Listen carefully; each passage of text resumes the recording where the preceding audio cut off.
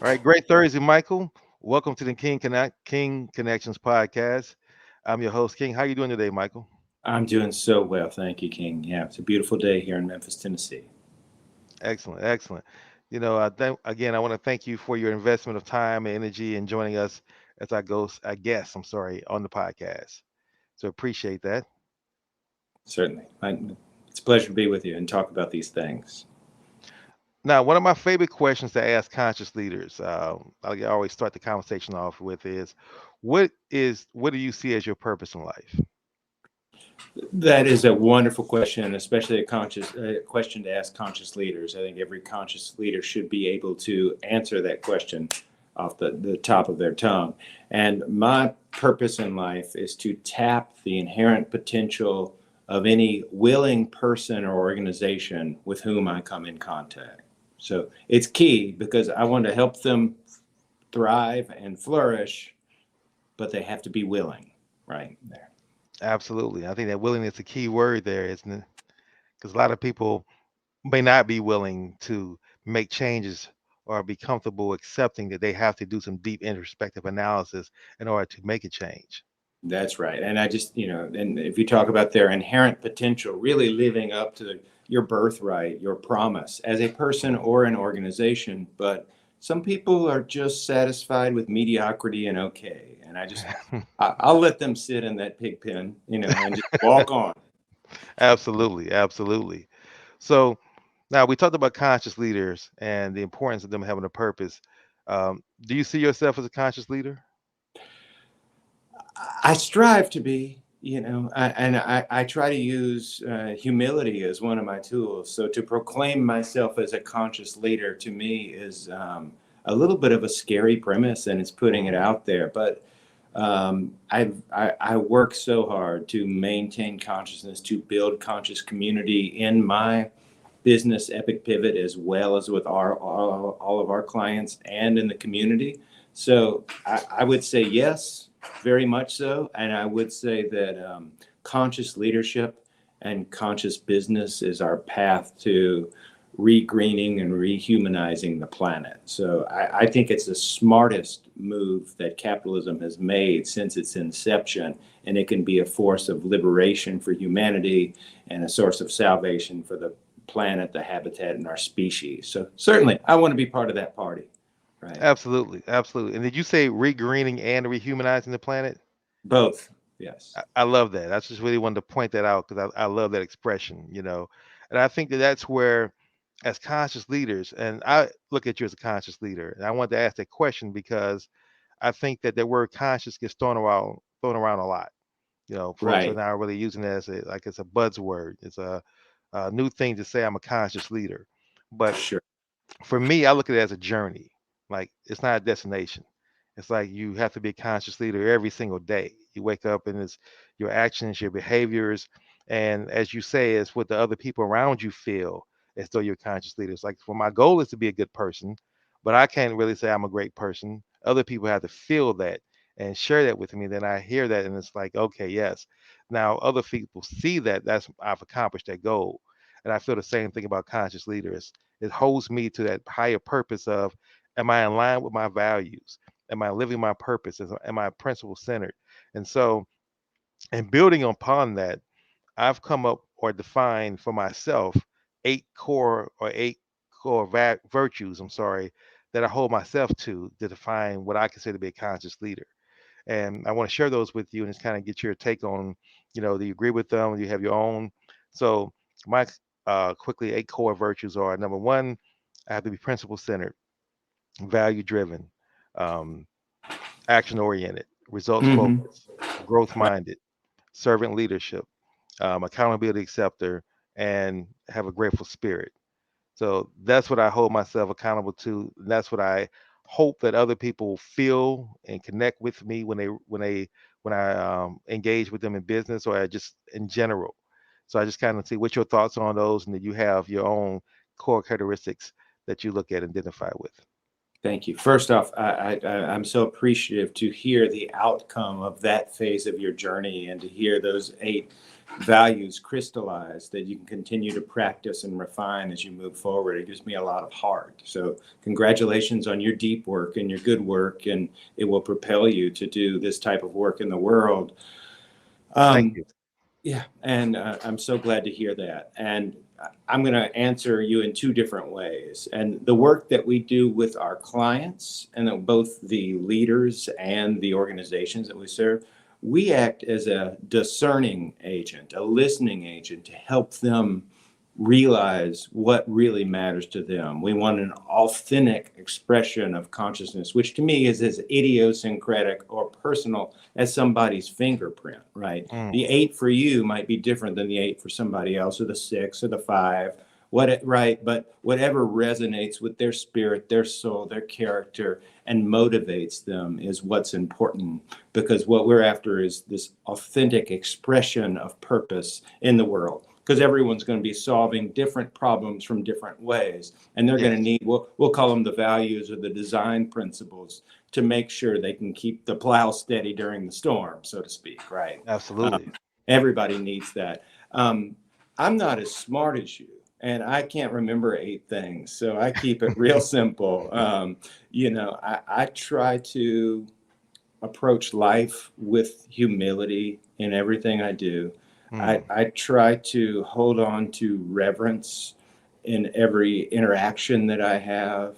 And I try to surrender in love and see the positive side mm, in everything. So it really is those 3 things that I try to hold dear and practice again and again. And it is a practice. When work gets busy and projects aren't going well, things get stressful, family members are acting up, it's still life.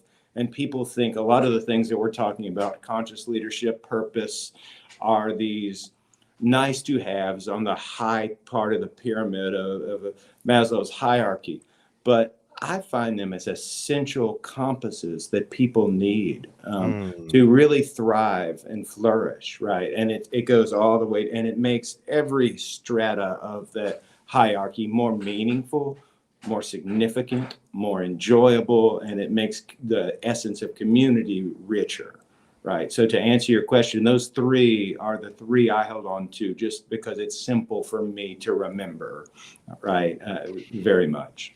Well, I loved your answer on a variety of levels. Because number one, like you said, I think, to say that every conscious leader's uh, purpose as well as their virtues is personal to themselves as a fingerprint. I think that's beautiful, and I agree with that wholeheartedly. I also like the fact that you said that, what yours are. You said practice being humble in your life, connecting to the frequency of love. I know I'm not quoting you correctly, but in summarizing what you said, those 2 things stand out to me the most because that's what I also aspire to be. And I think Right. that I see now how, and that's really what the purpose of these conscious, I should say, King Connections podcast is really to tap into the consciousness of the leaders. And I'm seeing how you are delivering your services without asking you how do you deliver your services, but just in hearing your answers and the authenticity and the way you express it, that to me is really what this show is all about. So I thank you for being authentic and true to that purpose in that way. And because I feel it is what I'm saying. So thank you for Great. that. Thank you. And it's And interesting, how we kind of backed up into this work, and I just feel like it's important to mention this. We were a strategy and innovation and insight shop, very mm, qualitative, so to speak. And then we started using what's known as a bunch of human-centered design and human-centered work, and it was fascinating. We're going inside large corporations, Merck Consumer Care, Bayer Consumer Care, many, many others are on our website, but in many, but what I like, we got busy, but what I liked much more than the money was to see the lights go on in someone, and all these people that we started using these mindsets, these practices, and the behaviors. And these were very degreed chemists, engineers, marketers, executives at many levels. But then once they understood that the way that we've done business is not the way that we need to do business moving forward, and that there's a different mental model, and a lot of the defaults that we inherited that became the defaults of what we're taught in MBA school and how we measure are actually a little destructive and not as value creating as could be, and not Mm, as, I'll say, need based as can be. And to see people come alive. And I'll give one quick example. I was working with a chemist who was 61 years old when we started working together on a project, and it was on an eczema project. This mm, chemist was very well renowned throughout the world. He, with one of his colleagues, created the SPF spectrum that we use for all sun protection when they were working on copper tone. But this was a platform for eczema, and it was a breakthrough formulation. But we wanted to start the project a different way, and we wanted to use these human centered techniques. And mm, so I did something very simple. And the lesson here is that you can start with a real small sample set to be conscious, to be human centered. And so I recruited 4 people in one city, and we went into their homes and had kind of what we call a day in the life of eczema sufferers. And so mm, we went in, they showed us, all of their like almost burns on their body. They showed us all the various lotions and ointments, other things they used. All 4 of us took us to their bathtubs where they had a big gallon-sized Clorox bleach they would pour in their bath. Each started crying, saying, "Nobody understands. My life is a living hell. When I have a flare up on a vacation, I have to stay in the room, and my family doesn't understand." And so by the third interview, we went back to the car, and this gentleman, he started crying. mm. 61-year-old man, very accomplished, ready to retire. He's like, "What's wrong?" He said, "Well, I feel like I've wasted my whole career. Before, it was just a scientific equation. It was about the formulation. But now I'm going to go back to the office and I'm going to come up with some relief for Tina, for Susan, etc." And so he was on a mission. And so connecting those who are doing the work with the people who are using the product, the service, the experience is this membrane that we're missing in so much of our corporate life. When I go and do a lot of this work, I'll lead workshops with 200 and 400 people and bring in their customers and have them interview for 10 minutes. Say, "Congratulations, you spent 10 minutes listening to a customer. When was the last time you did that?" And I'll hear 20, 10, 5 years. We read a report about it, but it's just we forget that when we're in these big buildings and we're working on things that have deadlines, and we forget Yes, it's not about the thing itself. It's about the interaction of the thing with the world and the users and the good it's bringing. absolutely. Thank you for sharing that because I believe that story again talks about why I wanted to shift to my next question. I love the name of your company, Epic Pivot. And I Mm. say that because I had to do a pivot myself very recently and shift to really looking at and finding my voice and realizing that I thought real estate development was, but it's more so in line with building systems and connecting with individuals. And through that system building connection process, bring that back to a real estate development structure. And so that epic pivot just happened to me over the last actually 18 months. And I've been really now living life, I would say, to the fullest of fulfillment for me as a result of the epic pivot, where before I wasn't, now I am, and I'm in line with that. So, with that being said, that context, I'm curious to know why you created Epic Pivot. Thank you. So the original name of our company was the Southern Growth Studio, and we were an innovation strategy and insights boutique who worked for 250 large clients um, for about 14 years. And then the pandemic hit. I turned 50. I'm the managing partner and founder and primary owner. And I just did some soul accounting, so to speak. I realized Mm, I've made a lot of these companies millions and millions of dollars. I've made a decent living, but and my goal is not to be wealthy necessarily, but to do some good in the world. I'm grateful for my living. Don't get me wrong, but what I realized was that with everything broken in the world and everything exposed in the pandemic, mm, is that politicians aren't able to do enough to fix all the issues of the world. Nonprofits, God bless them, just don't have the power, authority, and scale to do it. right. But what if we could use business as a force of good? That was the big question, kind of the noble idea. And I got really deeply inside conscious capitalism, and I started talking about conscious capitalism on the innovation circuit. And everyone would nod their heads and say, "Oh yeah, I get it. Triple bottom line, people, planet." You know the mantra, right? Right. And they would say, "Oh, Ben and Jerry's, Patagonia," and then the silence. And the implicit understanding was that's great for those types of companies, but that's not how it works in the real world. And Mm. at the same time, we were working with two large companies whose transformations have failed.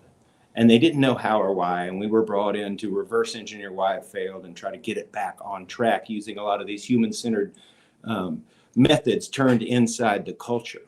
And we did. And we saw that they lacked a North Star. They lacked a purpose. And I'm not talking about just a stated mission or a purpose, but something baked inside the operating system that creates value. And then doing a study of these purpose led companies and a lot of conscious capitalism companies, you learn that these types of companies outperform profit only companies somewhere between 18x and 13x to 1. They have high performance teams, they have less turnover, they are able to create a legacy, they create more strategic brand value, and most of them, based on their expression, their own authentic purpose, have some form of social good baked into their purpose. You know, Mm. they're cleaning up waterways, they're preserving, they're doing this, they're helping with homelessness, they're helping with jobs for ex-felons, whatever it is. And so my thought is, why don't we unlearn all of the destructive aspects of business we learned from the industrial era, right? Mm. And go and help privately held mid-market companies, and that's people who are not being helped by B Labs, B Corps, and a lot of the conscious capitalism groups, but privately held companies, and let them make these epic pivots, these purposeful transformations, and think about value in a new way, and be able to hold on to their people longer, be able to treat their people with respect, let it really be about flourishing. So far, it's been going really, really well. Many people understand that multi-pronged value proposition. I think of it like a lotus from the head. You know, it's like Mm. ding, insight. Mm. Why didn't we think of that beforehand? Right? Just Mm. wow, of course. And then they're able then to do so much good in the world. I think when we talked previously, I mentioned one of our clients who was a PPE company, protective equipment. Uh, they were able to grow quite a bit, raise up the next level of leadership in people, focus on people in a very human way, practicing these things. But then when it was time to sell the company, instead of selling it to a private equity group and making their owners one family a lot of money so they could go be multimillionaires slash billionaires and buy a private island somewhere, they decided to do something radical, and they formed an ESOP out of that company, and everybody at the company became owners. So suddenly, instead of one multimillionaire, you have hundreds of thousandaires. You talk That's about powerful. economic justice and power and loyalty, and those people are at the company. They're trying to get their kids jobs at the company. Other people have heard about it and want to work there. It's like, okay, what a great model. You know, why Absolutely. yeah, why don't we think about things like that more? But that happened to be that one company's expression of purpose. Well, I think we definitely need to highlight a company like that story more often to let people see that, there is a not only an immediate gratification from conscious adopting the conscious capitalism principles or becoming a conscious leader, but there's also the external value where others can actually now benefit financially. And I think that's where, as I talk about conscious capitalism, the small business owners, folks struggle with deciding, do I spend my time on revenue generating activities and put the altruistic mission purpose stuff over here on the side? And I realized that they haven't really found the balance, that how do I monetize my purpose and mission driven activities so that's not separate. And for me, it's about the value creation. If you focus on creating Yeah. value first and making sure that you do it from your heart, and you do it with love. But you, Right. the capitalism part is now taking something and creating value for it on top of that, and then through that value creation, you generate revenue. Yeah, So such a smart take. Yeah, keep going. Yeah. so for me, that's where, but I had to wrestle with that myself initially when I Yeah. first got exposed to conscious capitalism, because it's like, Hmm. okay, yeah, I have these great things I always wanted to do because I'm in that from a spirit standpoint, but now I just needed to grind over here and do maximum aggressive action to generate business. But it Right. wasn't until I found how to actually blend those. But Yep. in doing that, in that self discovery, um, it helped me to understand that the only way I was able to even get into that mindset was building relationships and connections like this and That's having conversations with other conscious leaders. And right. so I've developed a methodology, a system, a process for building relationships. I call it connecting with intent. So what I wanted to ask you, because I know you have a lot of connections in this conscious world, do you have a process for doing that, or how do you go about choosing whether or not to accept a connection request on LinkedIn or send a request to somebody you want to connect with? Right. I'm going to answer your question and then comment on your last point a little bit, if I may. And that is that I tend to see the good in people unless I can see it's a real scam or somebody, wants to friend me just to send me a meeting request to buy something I don't need, like a franchise business or some type of lead generation help. Yes. Then I will friend them. I've made many friends just by evangelizing the content that I have. I've written a book, I've written hundreds of articles on a lot of these matters, and so that kind of magnetizes those relationships. But I do think that we are building this conscious leader community and this conscious business community. It's a movement right now, and it's Yes. very important. And I think I want to comment on your comment, which is I'll call it the Cartesian split, the mind, the mind and body, the body and spirit, right? If I've got the activity, I've got to go grind, as you were saying, I got to go do some business versus I've got to work on the good, the virtuous, the real, the spirit, the soul stuff.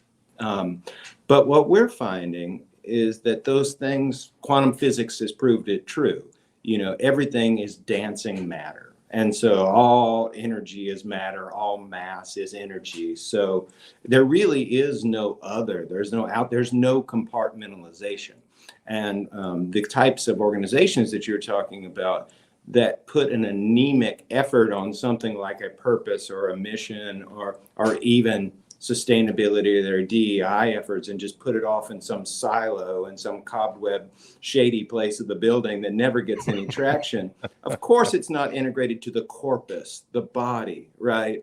Hmm. But we typically have to start these conversations with executive leadership and even boards and get them to rethink some of the core growth tenets. That growth for growth's sake, which used to be, profit only and growth. If you're not growing, you're dying. You've heard all the cliches. That can actually be bad for business, and that's the theory of cancer. Growth for growth's sake, right? Yes. Um, and then rethinking what value means and what value creation and what creating value is, and how there are different kinds of value, and you can do them all with one action, with what you produce, with how you treat suppliers, with how you treat prospective employees and employees, with how you tend your brand. All these actions should be integrated and holistic in value creation, right? And that's Absolutely. until that comp gets broken, right? And until that realization is had, I don't think anyone's going to be able to prosper in this conscious way if it's so compartmentalized. The body's over there, the head's over there, the feet's in a drawer over by the left. It's just Right. it doesn't work. That body can't dance, right? Exactly. Exactly. Yeah. Absolutely. I love that how you described it as well. Um, my next question for you be one that goes back to you and kind of some things you've done in your life and how you feel about that. And that question is, of all things you've accomplished in your life, what would you say has been the most rewarding? Whew.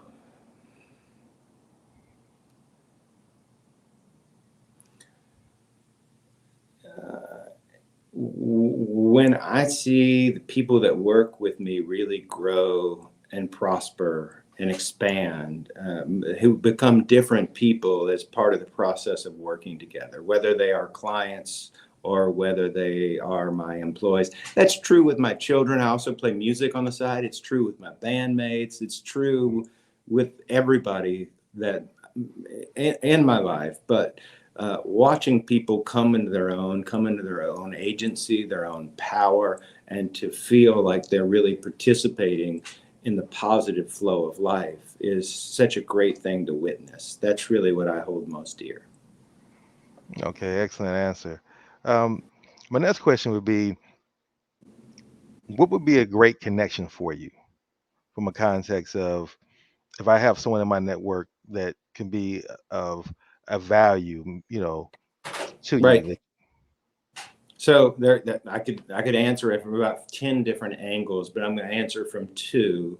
Um, my personal declaration and my personal mission outside of my purpose statement is to transform business to be a force of the good in the world because it's smart business, right? Mhm. So any small business owners, any mid-sized business owners, who see the sense of making that journey and want to align according to a purpose and don't know how, that would be so valuable. Equally, um, we are in the southeast United States, and we could use all types of connections with people who believe in our principles and want to help evangelize and sell, whether we pay and commission, but salespeople to go in Chicagoland, in the West Coast, in areas that we're not able to penetrate right now,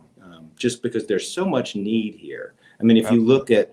at there's so many factors and points, but all the vicissitudes of the Great Resignation, people don't like the cultures where they work, and companies aren't smart enough to realize that culture can be their most competitive asset, and that purpose is their North Star can help alleviate so many of those things. Getting to that great Google study, Project Aristotle, where they broke down the components of high performance teams, we hear about psychological safety a lot, and that was the first tenet. But third was meaning through the work, and fourth was purpose through the organization. So being able to activate those things inside companies. So we need help evangelizing the mission, finding new people to live up to the things we first started talking about, rehumanizing, regreening, just making it a much more um, healthy existence for all species here. Excellent, excellent. Now, my next question is one that I ask each one of my guests because I'm curious, just kind of hear what the different answers are. And my question is, what, who would be a king connection for you? And let me define king connection. A king connection is not necessarily just a play on my name or my company, but I define a king connection as an individual who, whether they're financially successful, their social capital, their status they've achieved in life, their greatness, but because they've achieved that, them adding you to their inner circle can now bring transformational, exponential growth in your life and in your business. Excuse me. So, for example, mine would be Magic Johnson. If I Mm-hmm. connected to Magic Johnson, as an advisor, as a mentor, as a as a coach, whatever capacity it would be, I know that would change my life, just not because he's financially successful and a career success, but because of his ability to attract and live that life that other people want to connect with him. So, in that context, who would you say would be your king connection? I love the King connection as that X factor that changes everything, right? And Yes. willingness to go there. For us, it would be someone who runs probably a large private equity firm, and they also understand that the way that we think about business, human relations being cogs in a machine, and how we think about labor is not that helpful, and even a lot of the cliches we get, the Darwinism, it's a dog eat dog world, survival of the fittest. Darwin only said that 4 times in Origin of Species. He said love more than 400, right? So someone who really gets that and wants to take their whole portfolio of 20, 40, 100 companies and go through this purposeful transformation. And Mm, being able to do what Mondragon did in the Basque region of Spain when it was not flourishing. They started out a whole colony of small businesses, a bunch of priests originally, and then changed both the economic structure and the human empowerment in that region that, and just made it flourish through this model. But being able to have that one to many X factor for us would really help us at quantum scale. excellent, excellent. Last two questions. This is a question I think this also speaks to your character and speaks to who you are, and I want to give you an opportunity to answer this question. Is there a book that you would say that has been the most impactful in your life, and if you had to give one book as a recommendation, what book would that be? Wow. So I have a confession. I have an MFA in creative writing. I've published a book of poetry, and I'm an avid reader of all types of genres. So that's a loaded question. And I also situationally give people different books based on what they're going through. Yes. And so I'm going to mention three that I actually keep in my car to give to people when they're having hard times. So Okay. one is Let Your Life Speak by Parker Palmer, and it's sort of a Quaker view of letting your inner light shine and building a community around that. Mm, Another is the Autobiography of a Yogi by Yogananda, which is just a wonderful story about possibilities on many levels and planes. And then the third, and the one I give most often, is the select poetry of Rumi, translated by Coleman Barks. So none of them are business books. They're all more um, based on I'll call it the field of potentiality. But those are the three that I hand out probably monthly to different people. and I would say of the three, I'm definitely familiar with Rumi, and it's a quote of his. I'm gonna not say it exactly, but summarize it by saying that he says to the conscious mind, when they look out the window, the grass, the trees, the plants are all dancing. To the unconscious mind, everything is still, right? Mhm. And that to me encompasses how I want to be. And that's how I define whether or not I am being conscious. Do I see the hope and love in the world? Or do am I only seeing the hate, the anger, the poverty, the isms, so to speak? And that's why one of the ways I test myself on a daily basis. So my final question would be, what word of advice would you want to give to our listening audience that you want to share so they can take away that as a gift from this podcast, so to speak? Thank you for that opportunity. I'm going to quote the great Rabbi Heschel, who marched with Dr. King. He said he prays with his feet, and he said something that is so important. And he said, remember, above all, to think about your life like a work of art. And it's important what you keep in and what you take out. Mm, And so you need to reassess forensically and really root out the stuff that you've inherited from culture that doesn't really resonate with your heart, with your soul, with your being, with your character, and then grow those seeds and roots that are going to help you really thrive and prosper. excellent. Thank you. So please share any contact information that you may have so folks can get in contact with you and follow up if they so desire.